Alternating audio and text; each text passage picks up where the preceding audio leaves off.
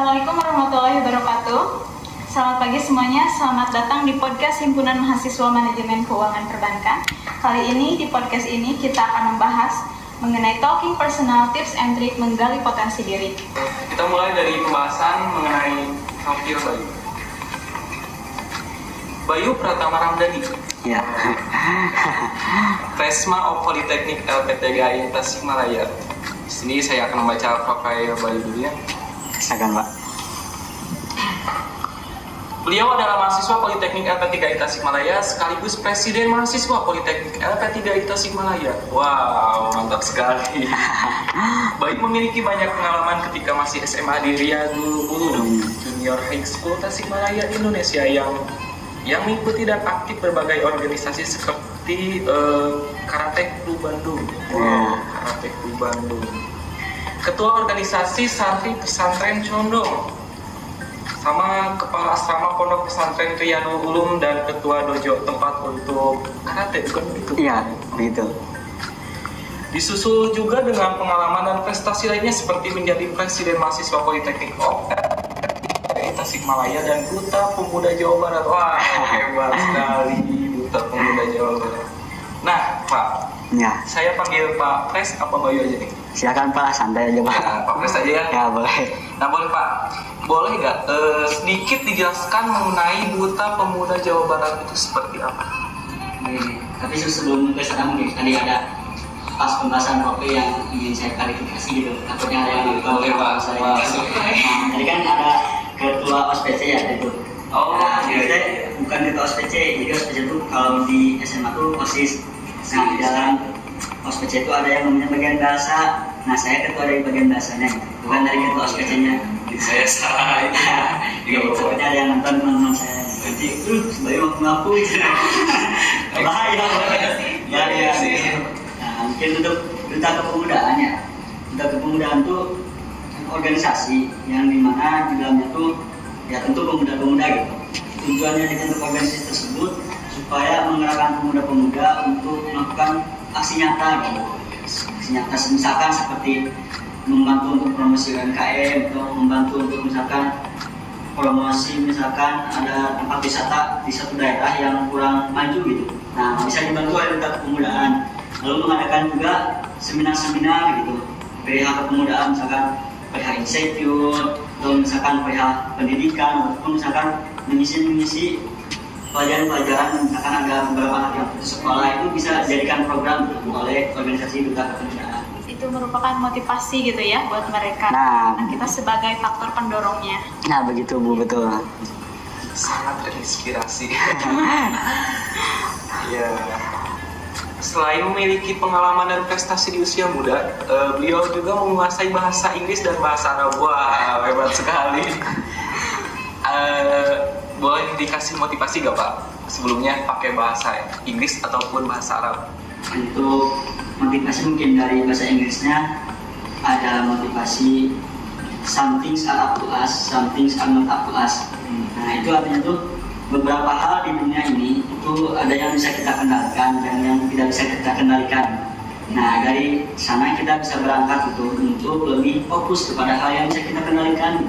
Misalkan kita bisa mengendalikan diri kita untuk lebih fokus belajar gitu. Itu salah satu yang bisa kita kendalikan. Adapun yang tidak bisa kita kendalikan itu komentar orang lain kan. Kalau komentar orang lain kita sudah baik, kita sudah berusaha gitu semaksimal mungkin, tapi kan kita nggak bisa gitu mengenalin omongan mereka gitu. Pasti ada satu dua yang gigih gitu. Nah, itu mah kita nggak usah fokus ke sana gitu.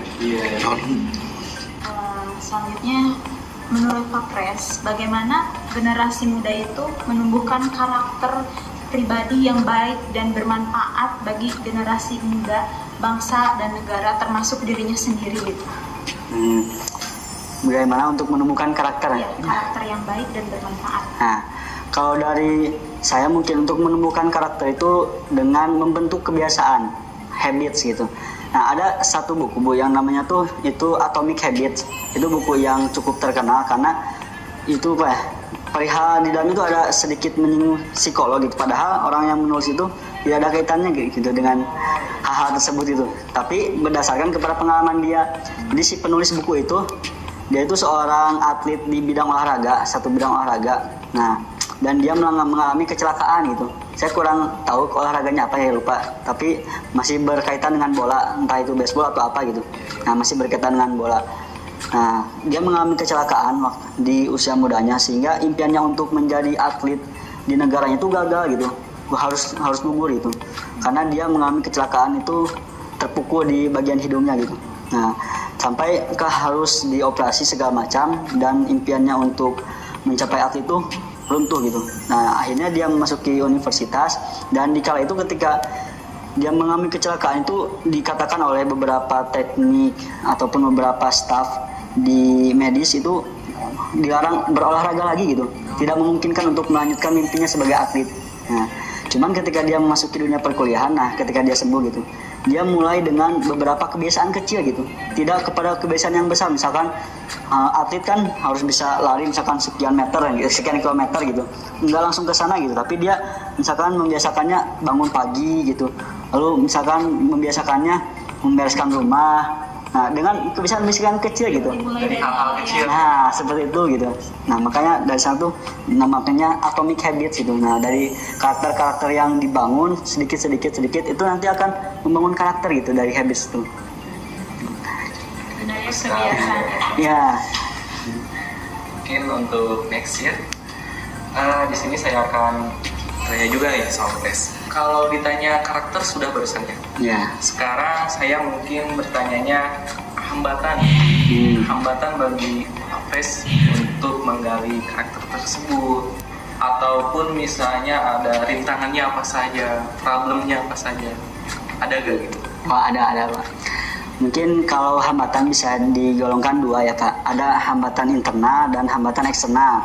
Kalau hambatan internal itu berasal dari diri kita sendiri. Kalau hambatan eksternal berasalnya dari luar gitu, dari luar diri kita. Kalau mungkin internal itu bisa kita ketahui seperti rasa malas. Nah, kalau yang saya lihat gitu, generasi sekarang tuh untuk melaksanakan tugasnya ataupun targetannya, misalkan banyak yang menunggu jam, misalkan kan kita ingin lari pagi nih, pas lihat jam tuh 6.18 gitu, nantilah 6.25, nantilah 6.30, nanti kan tiba-tiba udah 6.37 ini, nanti 6.45 aja gitu kan, sampai jam 8nya ada agenda baru gitu, ada agenda lain. Nah, mungkin tuh rasa malas itu menanti-nanti gitu, itu hambatan dari internal salah satunya. Lalu kalau hambatan dari eksternal itu banyak, mungkin ada yang mungkin dari omongan orang lain. Nah, ada yang mungkin dari faktor ekonominya, ada yang mungkin dari faktor orang tuanya, keluarganya gitu. Tapi kalau untuk faktor omongan orang lain itu saya rasa sebenarnya paling simpel untuk ditangani gitu. Sedangkan kalau masalah keluarga kan lebih kompleks ya, masalah keluarga mah gitu kan kita susah untuk mengendalikan, misalkan ngasih saran ke orang tua susah gitu kalau misalkan ada masalah keluarga, ataupun kalau ada masalah ekonomi juga itu susah juga gitu kan. Nah, tapi untuk yang paling sederhana itu sebenarnya masalah omongan orang lain gitu. Misalkan banyak kan, saya mah gak mau nyoba ini gitu, gak mau ikut lomba A, gak mau ikut kegiatan A. Kenapa? Takut orang lain ngomongin, kamu sok-sokan gitu, kamu mah bukan bidang itu gitu, kamu mah gak pantas gitu, gak ikut gak ikut lomba itu. Cara numbuhin percaya diri setiap orang kan susah. Nah, kalau untuk numbuhin percaya diri, saya tuh mengambil dari 2 buku ya. Yang pertama tuh, nama bukunya tuh Filosofi Teras. Yang kedua, nama bukunya tuh Sebuah Seni Bersikap Bodo Amat. Sebenarnya tuh 2 buku memang buku yang berbeda, cuman inti pembahasannya sama gitu. Inti pembahasannya tadi sudah saya dipaparkan di awal itu, yang some things are up to us, some things are not up to us. Nah, konsep di 2 buku itu sebenarnya ada kesamaan, yaitu ada yang namanya dikotomi kendali. Dikotomi kendali itu ya yang tadi, ada yang kita bisa kendalikan, ada yang tidak bisa gitu. Nah, jadi kita tuh fokus aja kepada yang bisa kita kendalikan gitu. Nah, kan dikotomi kendali ini nanti ada pengaruh kepada kebahagiaan tuh. Nah, misalkan kan ada orang-orang yang bahagia itu ketika dipuji sama orang lain, udah punya jabatan ini, tapi dia tuh merasa cemas gitu. Kenapa nggak ada yang muji gitu? Nah, padahal untuk sesimpel itu kalau kita memahami gitu dalam pikiran, sebenarnya kalau dia muji atau dia ini atau dia apapun itu sebenarnya itu gak ngaruh ke kita gitu. Nah, kalau dengan kita menyadari hal itu, kita itu bakal lebih pede gitu. Ini mah hidup saya gitu, bukan urusan Anda gitu. Emangnya kalau Anda nyinyir ataupun kalau Anda tidak muji saya bakal sakit jantung gitu. Kan enggak gitu. Kan enggak juga kan. Atau misalkan ada orang lain nih, kita ikut kegiatan, tapi dia nggak suka, apa sih namanya ikut kegiatan itu, namanya kalau dia nggak disepakati gitu, dia nggak setuju, emangnya kegiatan itu nggak bakal lancar itu, lancar aja gitu, gak usah didengar aja gitu. Nah kalau kita memahami konsep itu gitu, sebenarnya kita kalau lebih simpel hidup itu, pokoknya mah ini hidup saya pengen jadi begini, berarti harus ikut ini, dari orang lain nggak suka mah ya udah gitu. Nah, di sana kan bisa lebih timbul pede apa? Iya. Apanya saya ini hidup saya gitu. Nah, Motivasi juga kan, misalnya orang lain menjadikan kita. ya. Ya. Berarti kita harus bisa lebih gitu. Nah, dari omongan mereka. Gitu. Nah, bisa dicoba. Ya, bisa. Itu mungkin salah satu hambatannya ya. Apa? Iya. Kemudian ada juga sih masalah dari internal gitu. Ya. Ya insecure itu kan masalah terbesar dari mereka gitu, supaya nggak percaya diri. Insecure tiap orang pasti punya kayaknya sih. Iya. Cara menanganinya menurut Bapak itu gimana? Ada nggak tips and triknya? Kalau tips and trik dari insecure ya, mungkin salah satunya tadi bisa itu dipakai itu yang tadi yang saya jelaskan, Iya. yang memahami nggak usah pikir orang lain. Nah, lalu bisa lagi kita fokus kepada yang sudah kita punya, yang sudah kita lakukan, yang sudah kita usahakan. Misalkan, kenapa banyak orang yang insecure, misalkan, saya mah emang orangnya bukan dari keluarga pemerintahan, misalkan bukan dari keluarga yang kaya, atau misalkan bukan keluarga yang benar-benar aman, orang tua saya bukan apapun itu misalkan. Nah, kan banyak yang orang insecure seperti itu. Nah, mungkin kalau kita fokus ke dalam diri kita sendiri, mengapresiasi sejauh mana kita sudah menjalani hidup gitu. Misalkan kita udah sampai titik ini di kuliah gitu. Kalau kita lihat gitu, banyak orang yang tidak mampu kuliah gitu. Misalkan, Banyak bersyukur ya. nah, dia bersyukur itu. Misalkan kita meskipun misalkan nggak kuliah gitu, tapi kan misalkan jiwa raga kita ini masih komplit gitu. Mata ada komplit gitu, tangan ada gitu. Lalu pikiran masih jalan gitu. Berapa banyak orang gitu yang misalkan tangan udah gak ada gitu, tangan udah gak ada gitu. Mereka pengen kuliah gitu. Nah, mereka pengen kuliah apalagi gitu. Iya.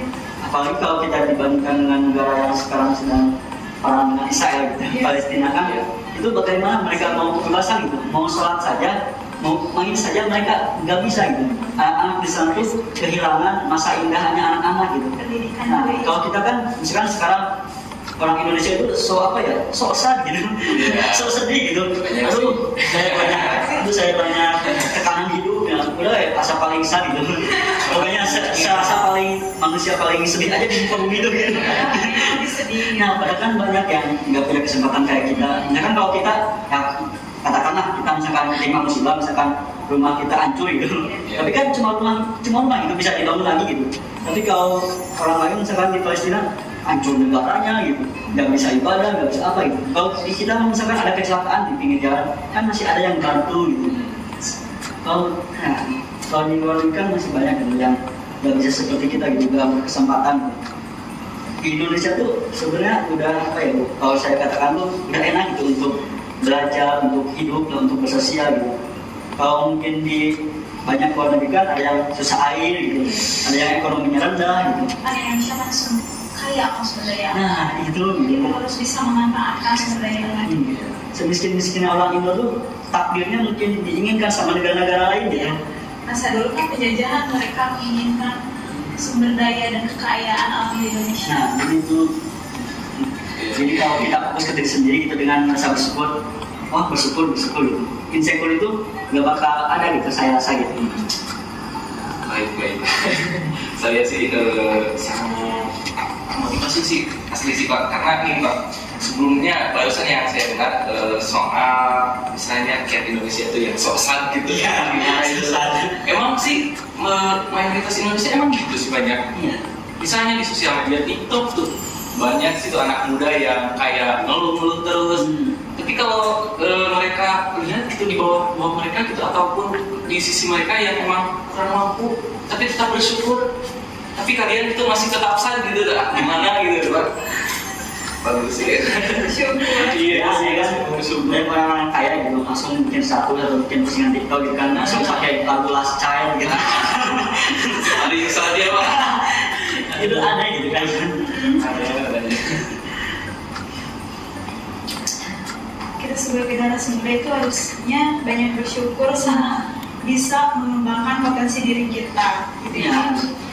hidup itu Bu terlalu sempit gitu kalau kita buat untuk bersedih gitu. Iya sih. Udah mah kita cuma sebentar itu mau dipakai bersedih gitu. Tapi ada gitu. Masih panjang, banyak yang harus digapai tentunya ya. Ya, jadi gak ada waktu lah untuk kita bersedih itu sebenarnya mah gitu. Kemungkinan Pak pengembangan potensi diri di masa depan itu apa saja yang harus kita lakukan di masa sekarang? Nah, untuk peluang-peluang ya ataupun strategi ataupun metode gitu untuk apa di masa depan kan. Nah, yang pertama tuh kita harus banyakkan aktif gitu, banyakkan kegiatan, banyakkan pergerakan gitu. Nah, setelah kita banyakkan pergerakan, misalkan kita banyak pengalaman di mana-mana, nanti kita akan menyadari gitu potensi kita tuh ternyata di A gitu. Nah, karena ketika kita memiliki potensi kita akan lebih cepat gitu dalam mencapai kesuksesan gitu. Karena setiap makhluk itu punya porsinya masing-masing. Enggak semuanya makhluk diciptakan jago matematika gitu. Dan enggak semua makhluk diciptakan jago dalam fisika misalkan juga gitu kan punya porsinya masing-masing. Nah, yang salah itu ketika ada makhluk yang mungkin oleh Tuhan tuh diciptakan kamu tuh jago matematika gitu, tapi dia bersikeras untuk berada di dunia olahraga gitu. Nah, itu sebenarnya nggak salah juga ya, tapi mungkin kalau melihat dari waktu kita di dunia yang terbatas itu sebenarnya membuang-buang waktu gitu. Kenapa sih gitu? Kalau dia memang jagonya di matematika, kenapa dia gak difokuskan saja di matematika gitu? Supaya karir di masa depannya lebih cepat. Nah, adapun bidang olahraga kan masih ada orang lain itu gitu, yang memang Allah ciptakan itu dengan bonus ataupun dengan porsi yang sudah disesuaikan. Nah, setelah kita mungkin menemukan tarikan, kita ikuti saja banyak kegiatan itu. Entah kegiatan A, bidang B, bidang C, bidang D, semuanya kita ikuti sebanyak mungkin lah. Tapi tidak semua bidang perlu juga, tapi sebanyak mungkin. Untuk apa? Untuk menemukan bidang kita apa gitu. Misalkan ketika dari A, B, C, nah kita rasakan, oh saya mah kayaknya lebih cocok di bidang B nih. Saya lebih nyaman di bidang B. Nah, fokus di bidang B. Nah, kesalahan kita tuh di banyak usia muda itu, di pemuda-pemuda zaman sekarang banyak yang dia tuh aktif, tapi dia nggak menemukan potensi ataupun porsi dirinya tuh di bidang apa gitu. Jadi dia aktif aja terus semuanya gitu. Pada akhirnya kan ketika orang lain fokus di bidang A, berarti misalkan A, B, C, bidang 2 ada 3 bidang A, B, dan C. Nah, jadi yang kita fokuskan di A misalkan, berarti kemampuan kita tuh di bidang A bisa 100%. Nah, tapi kalau kita semuanya di bidang di 3 ini kita fokuskan, berarti ini 30%, ini 30%, ini 30%. Nah, sehingga dia itu enggak berkembang gitu. Misalkan namanya Ahmad misalkan. Nah, misalkan namanya Ahmad ya. Nah, Ahmad itu fokusnya di bidang banyak sekali. Nah, ketika ditanya Ahmad tuh jagonya di bidang apa sih? Nggak tahu gitu. Nah, sedangkan kalau si Ahmad fokusnya di bidang A, misalkan di bidang matematika, Ahmad tuh yang mana ya? Ahmad tuh yang jago apa ya? Oh, Ahmad tuh yang jago matematika tuh. Oh, Ahmad tuh yang punya karir di matematika tuh. Kalau Anda punya usaha ataupun apa yang membutuhkan matematika, ya ke Ahmad aja gitu. Nah, jadi kan enak gitu. Nah, sedangkan anak muda zaman sekarang tuh kalau enggak malas gitu, kan awalnya malas dulu nih, lalu dia mungkin ada motivasi lah gitu, ada motivasi buat aktif, nah banyak gitu di bidang-bidang banyak sekali gitu aktif. Nah dia terjebak di sana gitu. Nah di satu ada yang namanya toxic productivity. Jadi produktivitas yang toksik gitu. Dia kayaknya orang itu aktif gitu, tapi kok nggak sukses-sukses gitu. Nah dia tuh orangnya capek itu banyak kegiatan gitu. Tapi kok nggak sukses-sukses, kenapa sih gitu? Nah ternyata itu dia terjebak di sana, dia namanya toxic productivity. Jadi dia nggak ada bidang yang ditekuni sama dia tuh gitu. Jadi dia bidang A sekian persen gitu. Nggak ada yang expert gitu di bidangnya. Nah kalau bidang khusus ya begitu kalau yang saya maksud tuh, yang saya lihat tuh kebanyakan anak muda tuh seperti itu gitu. Kalau nggak malas ya dia rajin tapi terjebak di toxic productivity. Nah mungkin yang saya lihat tuh seperti itu gitu. Kalau Grace, perspektifnya di bidang apa? Nah kalau saya tuh, kalau yang saya rasakan ya, sebenarnya saya tuh ada di bidang seperti sejenis hukum atau politik, Pak. Ya, hukum, politik, sosial. Ya. Sebenarnya saya itu punya kecocokan di bidang itu gitu, Pak. Oh, nah, tapi sekarang saya bergelut di dunia perkuliahan itu di IT gitu. Nah, itu bergelut di bidang IT gitu. Nah, mungkin karena saya sudah terlanjur terjun di bidang IT ya Pak. Nah saya juga tidak stop di bidang IT gitu, karena melihat bidang IT juga punya apa ya, peluang di masa depan, peluangnya besar itu bidang IT. Kan saya teruskan itu bidang IT. Tapi ketika saya teruskan di bidang IT, saya juga tidak menafikan ataupun tidak menghindari ataupun tidak berhenti dari bidang yang saya suka gitu, seperti hukum, politik gitu, sosial gitu. Saya tetap bergelut di bidang itu, tapi di bidang organisasi gitu. Nah, mungkin seperti itu. Misalkan kalau apa ya, saya ibaratkan kalau mungkin perkuliahan itu sebagai vitamin buat saya gitu. Sebagai vitamin buat saya supaya mungkin kalau misalkan saya berkecimpung di dunia hukum, politik dan sosial, saya punya background bidang IT, itu menjadi bidang keunggulan bagi saya gitu. Misalkan orang lain mah yang bergelut di bidang hukum, politik, sosial tuh ya itu aja gitu backgroundnya tuh gitu, hukum, politik, sosial. Tapi kalau misalkan saya punya background IT nih, nah berarti saya punya kelebihan dari orang lain. Nah mungkin itu sih Pak gitu. Nah tapi saya lebih sukanya tuh di bidang hukum, politik, dan sosial. Entah mungkin faktor apa ya, entah mungkin atau faktor genetika keluarga gitu, ataupun apa gitu. Nah sehingga saya tuh lebih condong ke sana gitu. Makanya saya ada keaktifan di dalam beberapa organisasi gitu, terutama yang berkaitan dengan hukum, politik, dan sosial. Bagus.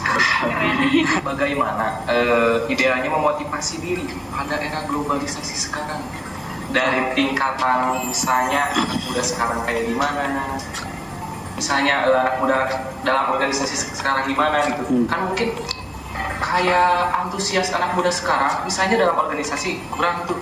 Ya. Enaknya kupu-kupu. Emang saya juga begitu dulu masalah. Tapi kan kalau menurut saya ya udah bisa pengalaman bagi saya juga gitu. Nah berbicara tentang globalisasi, mungkin cakupannya luas globalisasi. Iya. Tapi kita ambilnya untuk hal kecilnya aja, ekstra yang menurut Pak Pres tahu. Bagaimana idealnya memotivasi diri pada era globalisasi sekarang? Nah berbicara globalisasi ya Pak, kan tadi disebutkan juga luas ya globalisasi gitu. Cuman mungkin secara subjektif saya saja gitu, subjektif.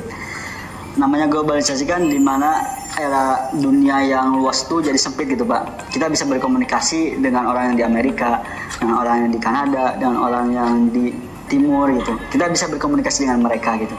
Jadi dunia yang begitu luas ini seakan menyempit gitu kalau era globalisasi. Nah, untuk motivasi mungkin yang bisa kita terapkan di dalam diri kita di era globalisasi itu, yang pertama kita harus menerima perubahan Pak. Kita harus menemukan perubahan, menerima perubahan. Kalau kita tidak menerima perubahan, itu kita akan terlindas, lalu kita akan lenyap gitu.